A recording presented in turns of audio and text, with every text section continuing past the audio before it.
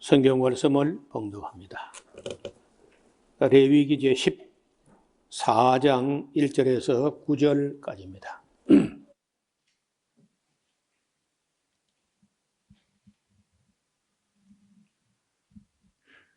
여호와께서 모세에게 일러 가라사대 문둥 환자의 정결케 되는 날의 규례는 이러하니 곧 그 사람을 제사장에게로 데려갈 것이요 제사장은 진에서 나가서 진찰할지니 그 환자에게 있던 문둥병 환처가 나았으면 제사장은 그를 위하여 명하여 정한 산새 2마리와 백향목과 홍색실과 우슬초를 가져오게 하고 제사장은 또 명하여 그 새 하나는 흐르는 물 위 질그릇 안에서 잡게 하고 다른 새는 산대로 취하여 백향목과 홍색실과 우슬초와 함께 가져다가 흐르는 물 위에서 잡은 새 피를 찍어 문둥병에서 정결함을 받을 자에게 7번 뿌려 정하다 하고 그 산새는 들에 놓을지며 정결함을 받는 자는 그 옷을 빨고 모든 털을 밀고 물로 몸을 씻을 것이라.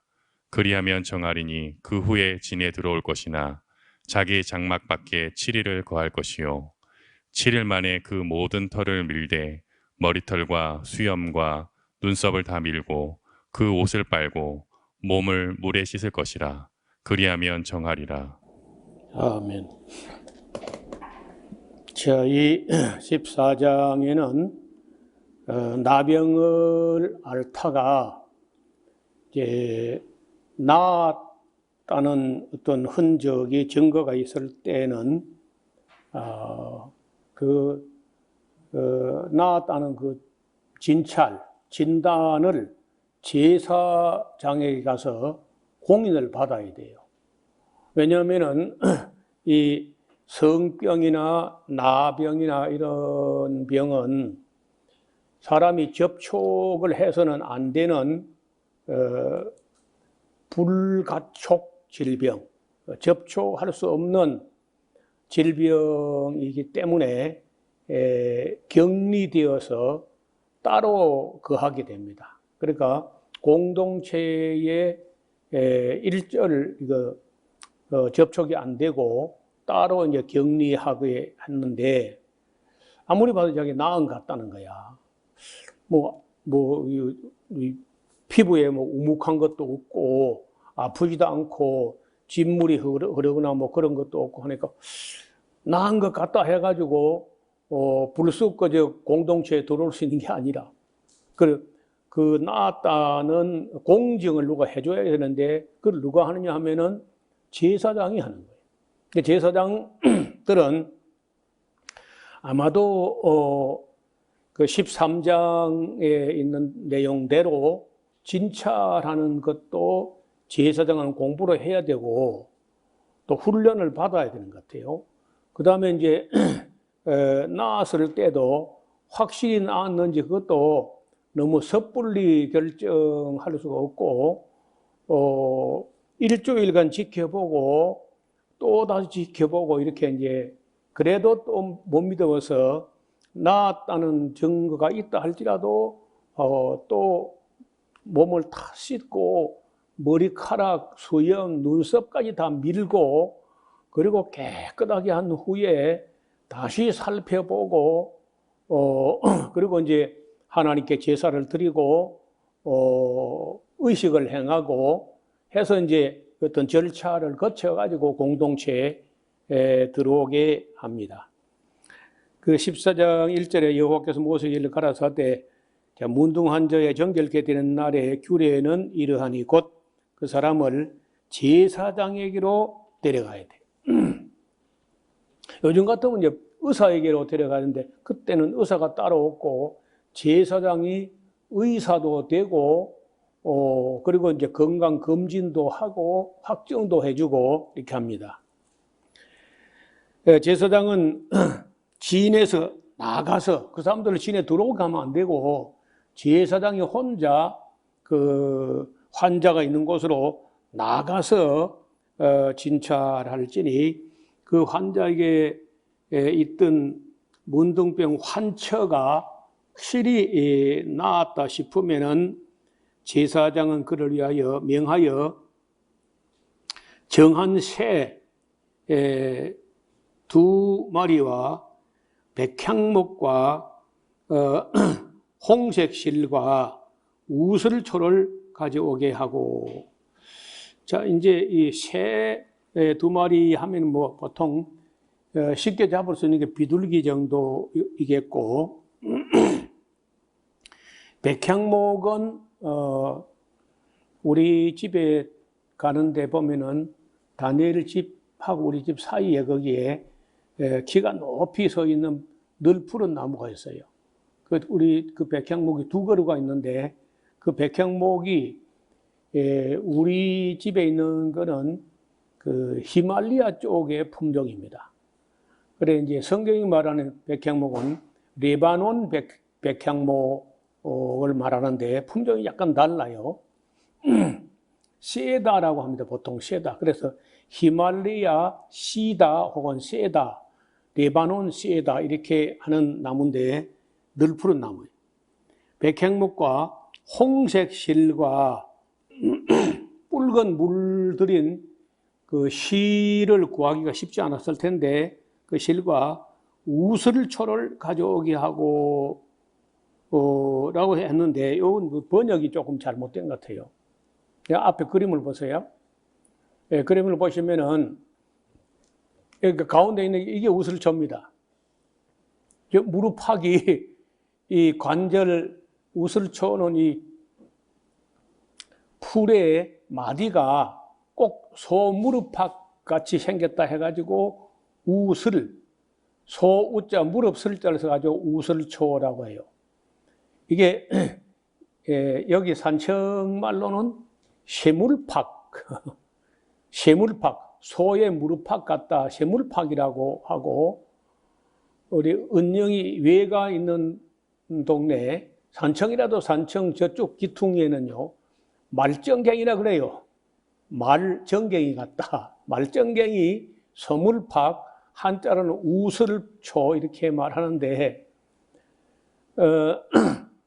이 우슬초라고 번역을 이렇게 했는데 아무리 봐도 번역이 잘못됐어. 히브리어로는 이 우슬초란 말이 에조브라고 돼 있어요. 에조브. 에조브를 그 영어로는 히솝이라고 해요. 히솝. 근데 이 히솝을 찾아보고 에조브를 이제 인터넷 검색해 보면 이게 여기 뒤에 있는 이 풀이 히솝, 에조브인데 제가 보기에는 우슬초하고는 뭐 전혀 다르고 비슷한 데도 없어요. 그래서 이 번역을 새로 한다고 하면 이거 우슬초로 하지 말고 뭘로 볼 수 있냐 하면요. 이거 아무리 봐도 제가 볼 때는 방아야, 방아. 우리 동네에 있는 방아. 제가 방아를 잘 알거든요. 뭐, 우리 여기 에스라우스도 있고, 저 밑에도 있고, 방아 있어. 어려서부터 알고, 또 제가 또 좋아합니다, 이 방아를. 그래서 이 꽃도 완전히 방아거든. 이게 이제 방아잎이고요. 방아잎은 이게 끝이 약간 줄어들면서 뾰족하게 나오면 이게 방아입니다. 그런데 여기 덜 뾰족한 게요. 꽃은 전혀 다르고 방아하고 영판 같은 게 들어있어요. 그건 꽃이 다릅니다. 그래서 이 보라색 꽃이 피는 이것은 에조브라는 히솝이라는 영어 학명 히솝이라고 하는 풀하고 똑같습니다. 그리고 이것도 이제 한약으로도 약효가 뛰어나고 여러 가지 이 방아가 건강에 좋은 걸로 되어 있고 임금님 앞에 진상품으로 올라갈 정도로 유명한 그런 채소면서 약초야. 그래서 여기 이걸 배향초라고 하고요. 배초향이라 해. 무는 거 맞는 거요. 배향초가 맞는 거요. 배초향이 맞는 거요. 하여튼 다른 데 사람들은 이거 잘 안 먹습니다.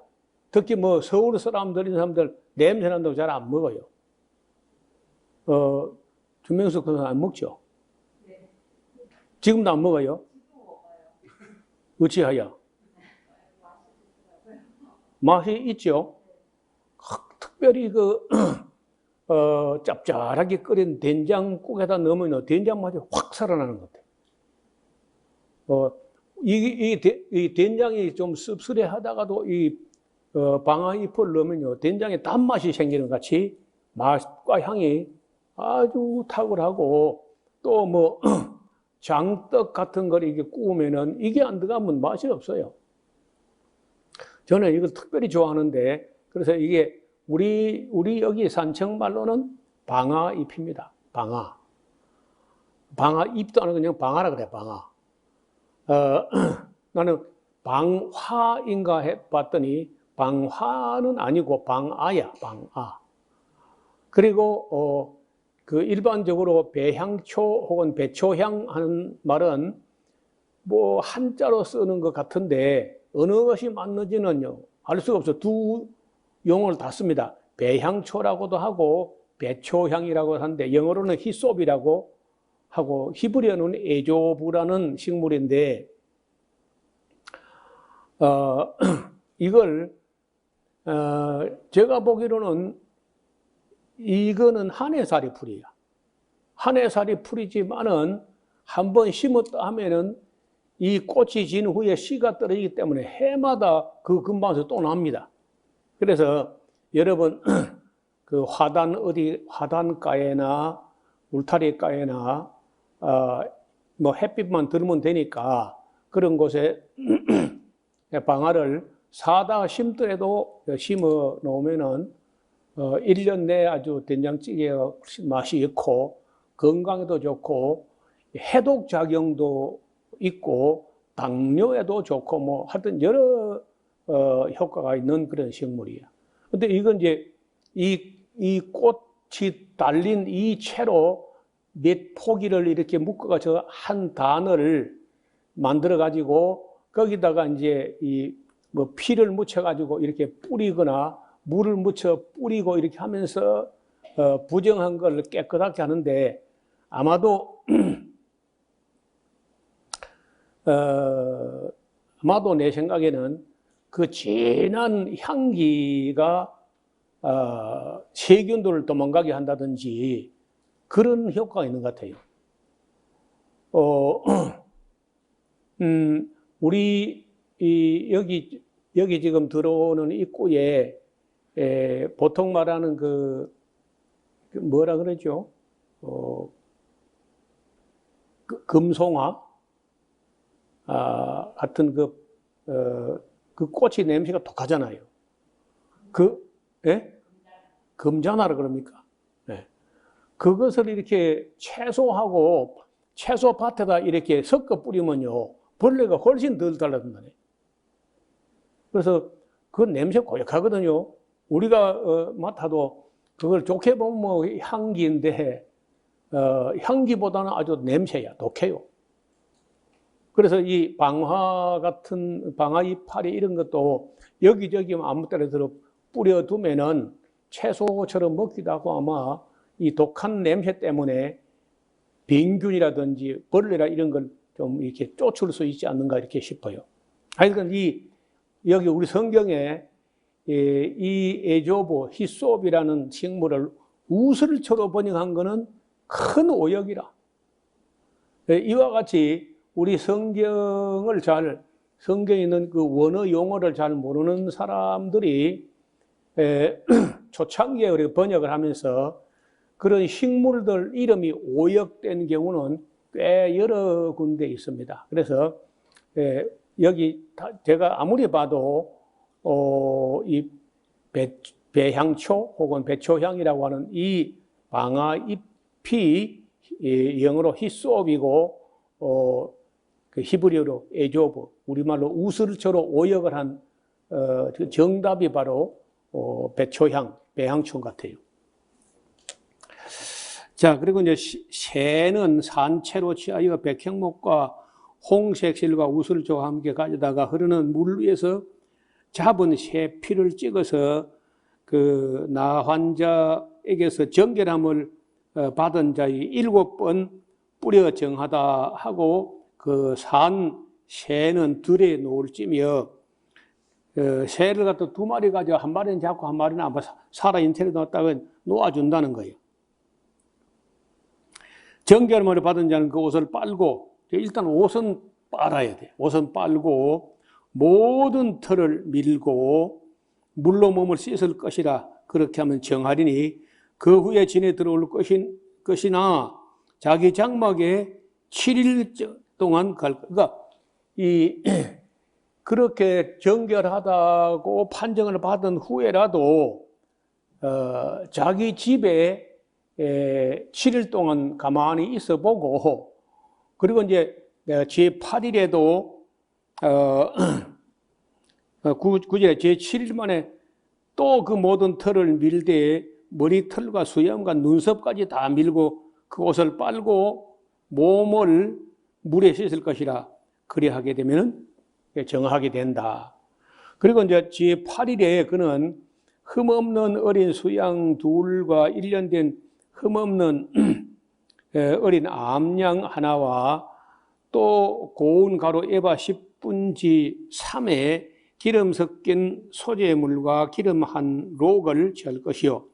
정결케 하는 제사장은 정결함을 받은 자와 그 물건을 회막문 앞에 두고 어린 수양 하나를 취하여 기름 한 록과 아울러서 속건제로 드리되 여호와 앞에 흔들어 요제를 삼고 그 어린 수양은 거룩한 장소 곧 속죄제와 번제 희생 잡는 곳에서 잡을 것이며 속죄제물은 속건제물은 속죄제물과 일례로 제사장에게 돌릴지니 이는 지극히 거룩한 것입니다. 제사장은 그 속건제 희생의 피를 취하여 정결함을 받은 자의 우편 깃뿌리와 우편 손 엄지가락과 우편 발 엄지가락에 바를 것이요. 제사장은 또 그 한 록의 기름을 취하여 자기 좌편 손바닥에 따르고 우편 손가락으로 좌편 손에 기름을 찍어 그 손가락으로 그것을 여호와 앞에 7번 뿌릴 것이요.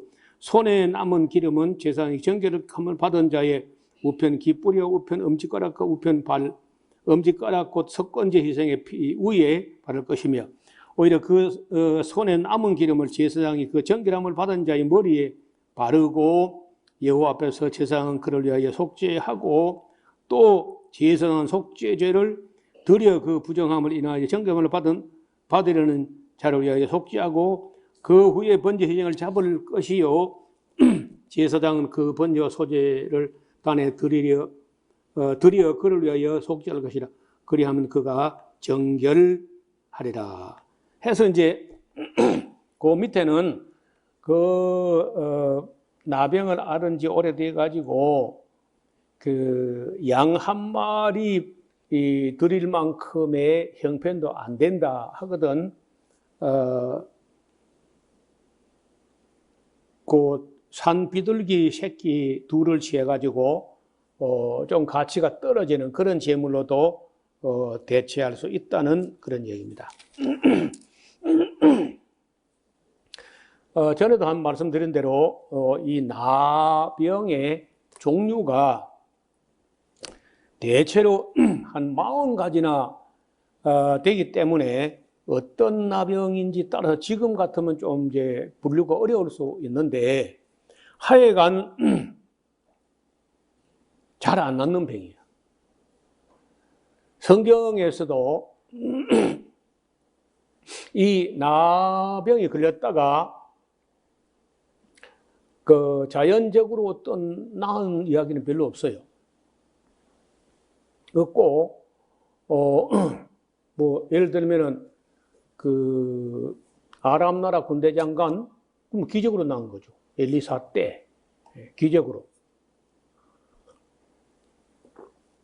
그 다음에 이제 미리암에게 발병했던 것도 모세가 기도하니까 뭐 이렇게 나왔던 거고, 예수님을 찾아왔던 나환자가 나왔던 것도 뭐 예수님께서 낫게 해줘서 특별히 나은 경우고, 그 외에 자연적으로 나왔던 어떤 사례는 잘 없는데, 그래도 여기 이 성경을 보면은 그 어떤 경우에는 자연적으로 낫는 경우도 있었던지 아니면은 그 나병이 걸리게 된 것이 어떤 죄로 말미암아 걸렸다가 그 병을 앓는 동안에 깊이 회개하고 아무도 모르게 그 회개하고 또 그 회개함에 따라서 하나님께서 그 사람의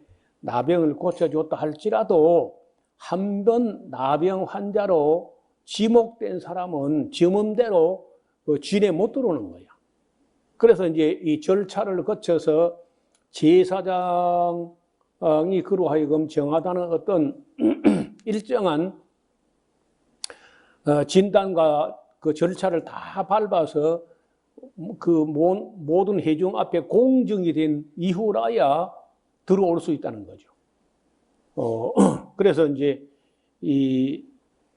이런 방법으로 해서 이제 그 회중에 들어오게 되는데, 그러면 이제 모든 권리가 다 회복되면서 정상적인 회중 생활을 할 수 있다. 이제 그런 내용이 됩니다. 그리고 이제 어떤 경우는 이게 나병이 사람 몸에만 이렇게 걸리는 게 아니라 가죽 제품에 걸리는 거야. 피혁, 가죽으로 된 어떤 제품에 나병이 걸려요. 그리고 심지어는 이 벽에 흙으로 발라놓은 벽이 문둥병이 걸린다는 거예요.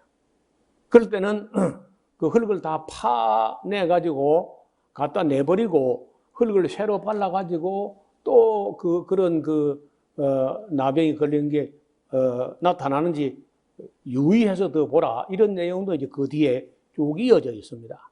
그러나 지금 의학이 많이 발달됨으로 해서 지금은 뭐 어렵기는 하지만은 그건 많이 고쳐지는 걸로 약도 많이 발달했고 그래요. 우리가 어릴 때 여기 산청으로 가다 보면은 올라가다 보면 왼쪽에 성심원 하는 그 마을이 있어요. 그 마을 전체는 그 나병을 앓는 사람들이 그 집성촌을 이루고 이렇게 살아가고 있고, 함양까지 가는데 보면 그 수동 몸미지 가서 또 강 왼편에 또 있고, 이 경호강을 따라서 쭉 올라가다 보면 군데군데 있습니다. 대체로 강변 쪽에 있는데 양계를 하거나 양돈을 하거나 해가지고 꽤 돈도 잘 벌고 잘 살아요, 이분들이. 그래서 그런 병들이 옛날에는 참 많았던 것 같은데 지금은 많이 치료가 되고, 또 우리 어릴 때 어떤 일이 있었냐면은 거기서 그 나환자에게 투여하는 어떤 약이 있어요. DDS인가 무슨 그런 약이 있었는데 그거 어떻게 흘러나와요, 바깥으로. 그래 이제 이걸 이제 소위 말하는 야매로 비밀로 불법으로 유통이 되는데, 어떤 뭐 이런저런 피부병에 걸렸을 때 거기서 나오는 약을 이렇게 먹으면은 잘 낫는다 뭐 이런 소문이 있고, 저는 그런 그 사용해 보지는 않았지만은 우리 어릴 때마다 그런 일이 흔히 있었습니다. 그 성심원 쪽의 사람들은 산청에서 꽤 잘 사는 마을로, 그러니까 양계나 양돈 이런 걸 진작 눈을 떠 가지고 마치 협동농장처럼 이렇게 협업을 하면서 꽤 경제적으로 윤택하고 잘 살아가지고 그 근방에서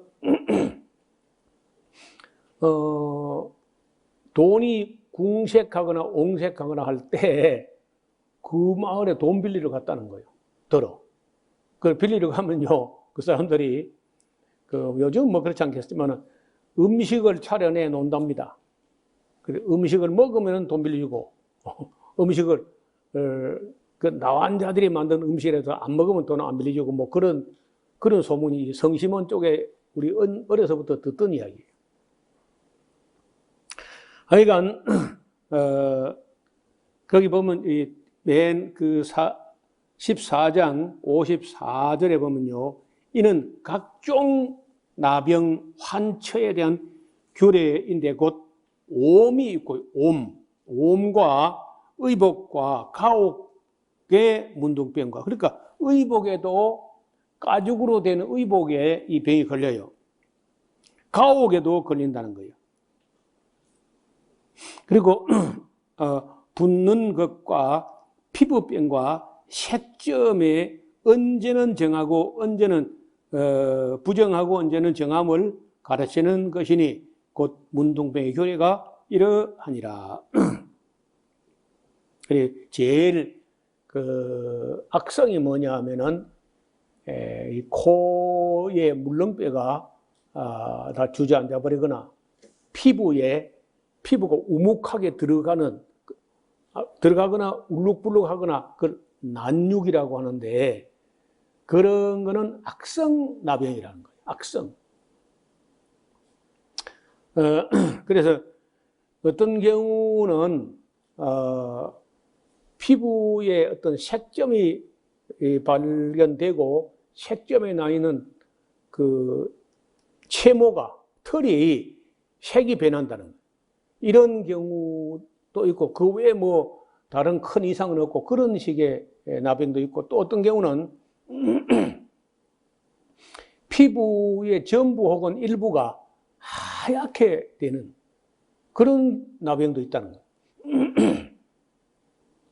여러분 그 엘리사의 종 게하시가 걸렸던 나병이 그런 거예요. 눈처럼 휘어져 버렸다. 그 색소 결핍이 일어나면서 온 몸이 하얗게 그냥 변해버린다는 거예요. 이런 것도 일종의 나병이라고 분류합니다. 그리고 우리가 그 신약에 와서 이제 나병에 관한 이야기는 많지 않은데 한 번은 예수님께서 산에서 내려오니까 나병을 앓고 있는 사람이 예수님께서 엎드려 절하면서 주여 원하시면 저를 깨끗게 할 수 있나이다 이렇게 이야기해요. 우리 같으면요 내가 원하니까 고쳐내시라 이렇게 할 까지 않고 주여 당신이 원하시면 나를 깨끗게 할 수 있나이다 이렇게 말을 하는데 예수님께서 민망히 여기시면서 하시는 말씀이 그래 내가 원하노니 깨끗함을 받으라 내가 원하지 하면서 그 병을 낫게 해줬는데 치료해 준 후에 너 나았어 이제 그냥 집에 가 이렇게 한 게 아니고 내가 나았으니까 아무에게도 뭐 내가 나았다니 뭐 어쩌는 그런 소리 하지 말고 아무 말도 하지 말고 맨 먼저 우선적으로 가서 제사장에게 네 몸을 보이고 모세에 명한 예물을 드려 증거를 삼으라. 그 말은 레위기 14장에 있는 대로 해라. 그 말이에요.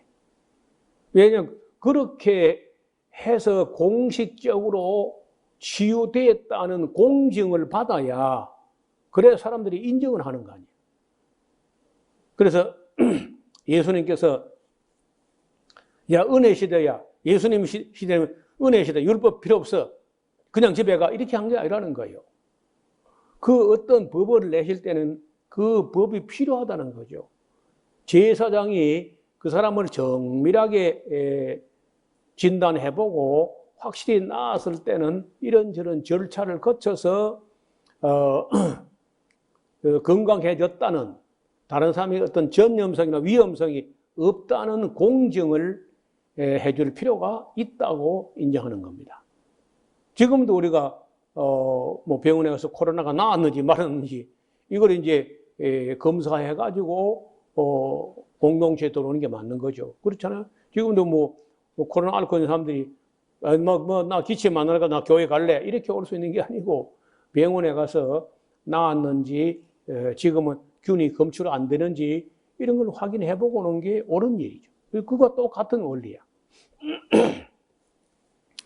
이 나병과 함께 매우 오래된 병 중에 하나가 또 있는데 15장에 나오는 병이에요. 이것은 소위 요즘 말로 하면 성병이라고 하는 그런 질병인데 이것도 참 무서운 병입니다. 이것은 남자나 여자가 피나 어떤 그 고름이나 이런 것들이 계속 흐르는 그런 병을 말합니다. 이 성경은 이 병을 조부라고 하는데 조부라는 말이 흐른다는 거예요. 흐른다, 뭐 흐른다. 액체가 흐른다 해가지고 조부라고 하는데 그 피나 고름이 흐르는 그런 병이에요. 15장 여호와께서 모세와 아론에게 이르 가라사대 이스라엘 자손에게 고하여 이르라 누구든지 몸에 유출병이 있으면 그 유출병을 인하여 부정한 자니라. 그러니까 피나 고름이 계속 흐르고 있다면은 그것이 무슨 병이든지 확인이 안 됐다 할지라도 일단 그 부정하다. 왜냐하면은 그 사람이 피나 고름이 계속 흐르면 앉았던 자리가 오염될 것이고 또 앉았던 안장도 안심할 수 없는 것이고 이래서 이제 그런 사람들은 어디 가서 앉거나 하는 것도 조심해야 된다는 거죠. 그래서 일단은 부정하다는 거예요.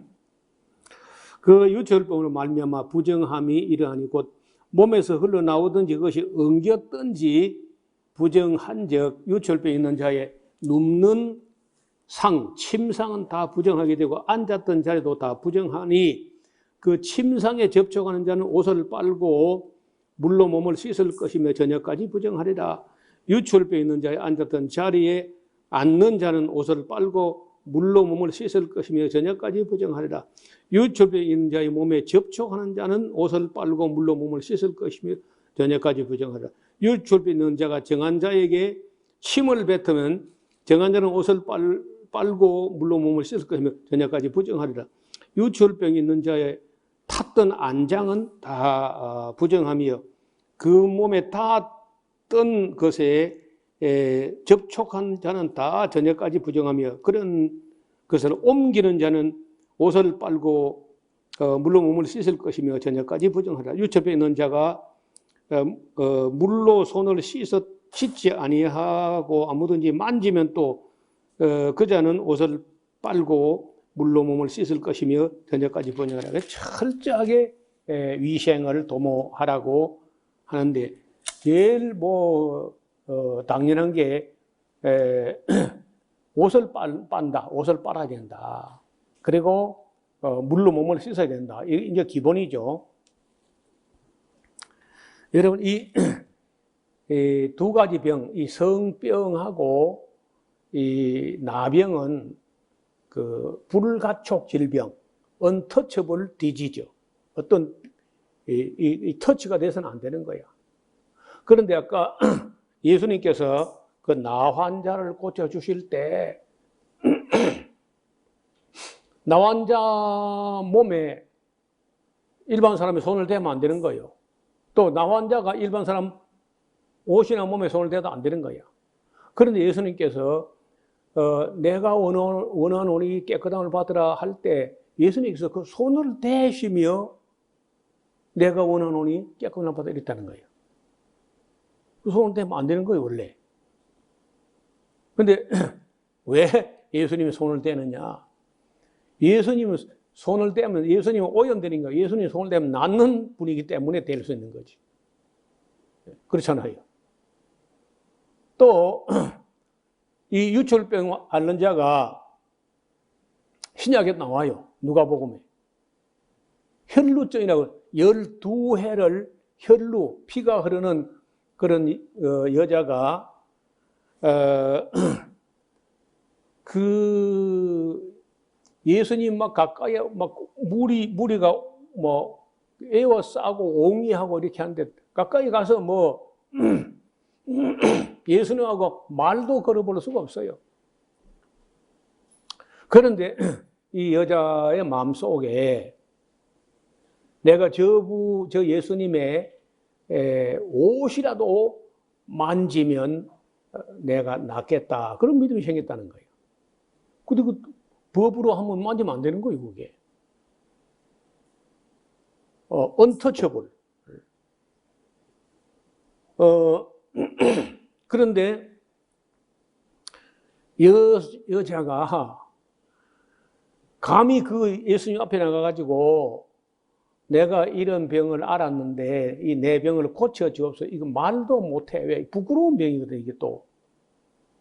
그게 왜 부끄러운 병이냐 하면은 정상적인 가정생활, 건전한 윤리적 가정생활, 성생활 하는 데서는 이거 생기지 않는 병이란 말이에요, 이게.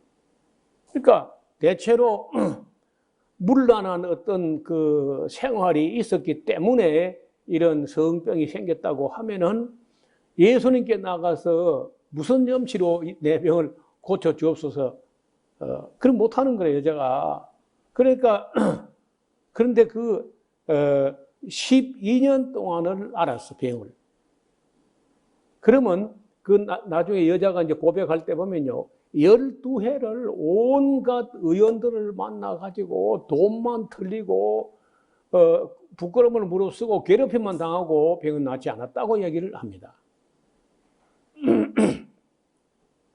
근데 여자가 가서 그 예수님 옷을 만졌더니 그 시로 혈루 근원이 말라버려. 피가 흐르던 그 근원이 말라버렸다는 거예요. 치료가 된 거죠. 그래서 예수님께서 누가 내 옷을 만졌느냐 그래서요. 베드로가 말해요. 주여 옷을 만지더냐 지금 떱니다 지금. 아니 예수님께서 아니야. 내 몸에서 능력이 나간 걸 내가 알고 있다. 그 이야기 하니까 그 여자가 숨길 수 없다는 걸 알고 나와서 절하고 고백을 하는 거예요. 그러면서 자기가 12회를 혈루증을 앓았는데 수많은 의원을 만났지만은 효과는 없었고 재산만 허비하고 그 옷이라도 만지면 낫겠다 하는 믿음이 생겨서 만졌나이다 이렇게 하니까 예수님께서 그 여인의 말을 듣고 야 내가 너를 고쳐줘서 너 그 잊으면 너 사람도 아니야 너 이렇게 한 게 아니고 여자야 네 믿음이 너를 구원했으니까 평안히 가라 이렇게 했다는 거예요. 그때도 이거 만지면 안 되는 건데 예수님께는 이게 예외인 거죠. 예수님은 그런 거 만지면 예수님 오염되는 게 아니고 예수님 만져도 나병이 낫거나 여자가 만졌는데 여자의 혈루증이 낫는 그런 입장이기 때문에 만질 수 있었지만은 오늘 우리에게는 그런 거 함부로 하면 안 돼. 한때 우리나라에 또 이상한 운동이 일어나가지고 할렐루야 기도원인가 하는 데가 있었어요. 김계화라는 여자 전도사가 막 사람의 다리를 긁어 피를 내가지고 뭐 암을 그쪽으로 빼낸다는 어쩌다는 하면서 수많은 사람들을 긁었는데 여기 원지에 있는 새신자가 뭐 새신자도 아니야. 어떤 뭐 병 낫고 싶어서 교회 한두 번 나왔는데 이분이 가가지고 어떻게 거기를 갔어요. 그때는 막 일반 TV에 막 나오고 MBC에 나오고 뭐 이래 하니까 그래 찾아가서 이분은 중풍이 걸렸는데 그 나와보겠다고 간 거야. 그래 다리를 긁었는데 중풍이 낫도 안 하고 이제 그 가서 한 뭐 열흘인가 보름인가 이게 따왔는데 이게 긁었는데 악성 피부병이야. 그래 아무리 약을 해도 안 낫는 거예요. 그래서 하다 안 돼가지고 결국은 점점 더 다리가 썩어 들어가는 것 같으니까 그 다리에 그 살을 다 긁어내고요. 엉덩이 살을 떼다가 피부 이식을 해가지고 치료했어요. 그런 일이 있은 후에 제가 마산에 있는 지금 삼성병이 됐는데 마산에 있는 고려병원, 그 당시엔 고려병원이었어요. 같은 병원인데 이름이 바뀌었는데 고려병원의 피부과 전문의에게 전문의를 만나가지고 저하고 이제 이렇게 잘 사귀게 됐는데 이분이 하는 말이 목사님 보니까 생각이 나서 그저 잊어버리기 전에 이야기를 해야 되겠다 하면서 제발 그 할렐루야 기도원 같은데 사람 보내지 말라는 거예요. 왜요? 우리 근방에 그 갔다 온 사람이 있는데 했더니 자기가 피부과 의사라서 거기 갔다 와가지고 피부병이 생겨가지고 왔는데 이거 피부병이 아니고 전부 매독균이다. 전부 다. 매독균이다. 그럼 그 김계화 원장이 온갖 그 병 걸린 사람들 갖다가 긁고 소독도 안 하고 또 다른 사람 또 긁고 또 다른 사람 또 긁고 하니까 김계하라는 사람이 한국에 옮긴 매독 환자가 수도 없을 거라는 거예요.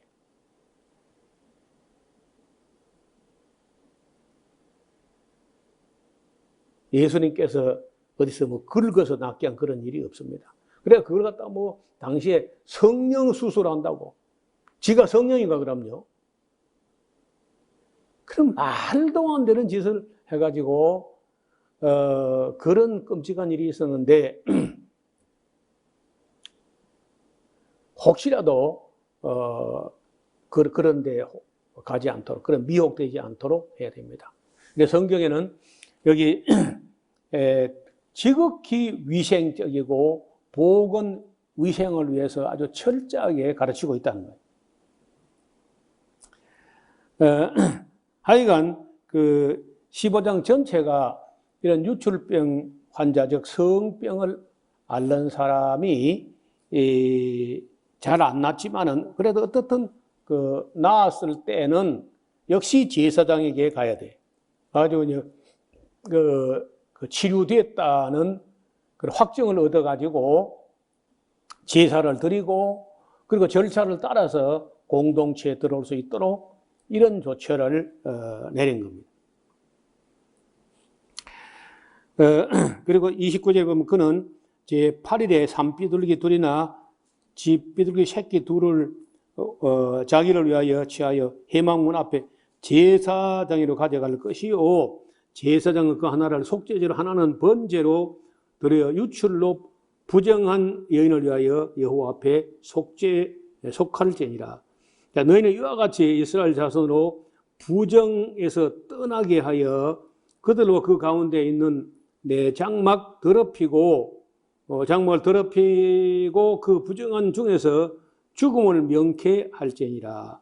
이 규례는 유출병이 있는 자와 설정함으로 부정함을 입은 자와 불결을 앓는 여인과 유출병이 있는 남녀와 불결한 여인과 동침한 자에게 관한 그런 규례인데 철저하게 보건 위생을 위해서 이렇게 가르치고 있습니다. 여기까지 하면은 우리가 11장부터 15장까지 그 전체 식품과 보건 위생 이런 내용이 되고요. 이제 16장에는 속죄일의 규례를 다루고 있는데 다음 시간에 같이 보도록 하겠습니다. 하나님 아버지, 오늘은 우리가 세상에서 병이 걸리지 않아야 하지만은 그러나 원치 않게 병이 걸렸을 때 어떻게 보건 위생을 위하여 어떤 조처를 취하고 또 나았을 때라도 어떤 절차를 거쳐서 다시 공동체 진정으로 들어올 수 있는지를 가르치는 말씀을 배웠습니다. 오늘 우리도 같은 정신으로 평소에 보건 위생을 위하여 정결하게 살고 또 병이 걸렸을 때라도 기도할 수 있지만은 특별히 다른 사람에게 옮기는 일을 하지 않도록 물로 몸을 씻는 것과 옷을 빠는 것과 청결을 유지하는 모든 것에 있어서 우리 타의 모범이 되게 하여 주옵소서. 우리 모두가 이 모든 것을 잘 배워서 음식으로 인한 질병이나 수인성 질병이나 혹은 접촉성 질병이나 유행성 질병, 모든 질병으로부터 주의 성도들이 건강하게 하시고 자유롭게 하시며 또 우리가 우리 스스로의 면역력을 가지고 모든 질병을 이겨나갈 수 있는 은혜를 더하여 주옵소서. 우리 중에 크는 자녀들이 다 어려서부터 자연과 가까이 하면서 스스로 면역력을 길러서 모든 질병을 이겨내는 강건한 하나님의 사람들이 되게 하여 주옵소서. 예수님 이름으로 기도드리옵나이다. 아멘.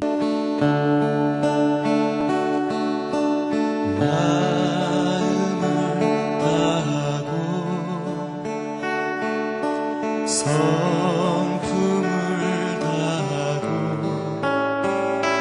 힘을 다하여서 여호와를 사랑하라.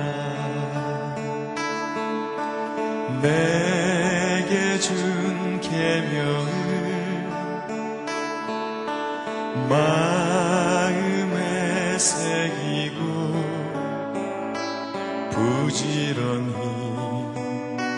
부지런히 이웃에게 전하여라. 그러면 내가 짓지 않은 그 집을 주리라. 내가 심지 않은 과실을 먹게 하리라.